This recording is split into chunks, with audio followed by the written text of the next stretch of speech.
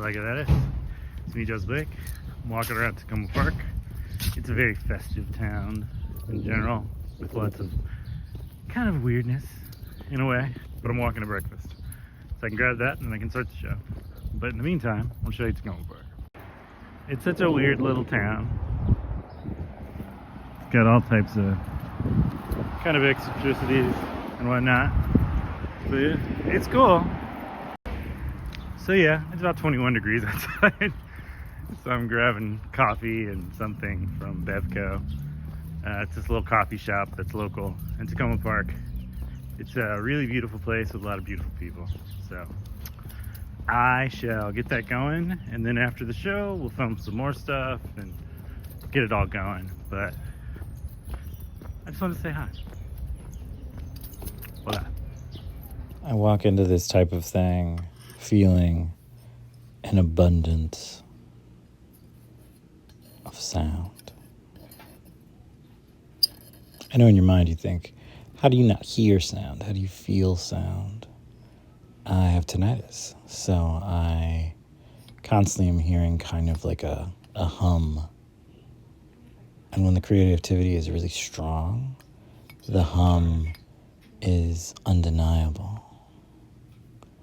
Sometimes the only thing I can do is just not focus on it and pull my complete attention to something else. And so the lines and the colors and the curves and the scrapes, they're all just alive and full in these moments. I love them that way. I love the subtle textures and the playful colors and the ways that it exists that I am only kind of observing the same way you are, me, in a video. I'm observing inside of my head from a watchtower as my body just takes over with the lines and everything. It's actually quite powerful. I feel very strongly about how it works itself. And I feel very lucky that I've learned to just listen to it and let it take over. People are going to be real disappointed. I refer to this sometimes as my 1, 2, 3, 4. $1 million on their houses. And it's Several $1 million. all the different ideas. My multi-brains, as it were. Still nothing. 1, 2, 3, Nothing 4. good coming out of it. I like it. It's honest. It knows itself to be what it needs to be creative.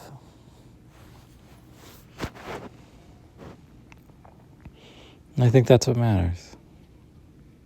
I remember being a young boy in North Carolina after we moved down there, and I had this giant pad of paper, and I loved pro wrestling. So I decided to look at my pro wrestling trading cards that I had from WCW for their Topps cards.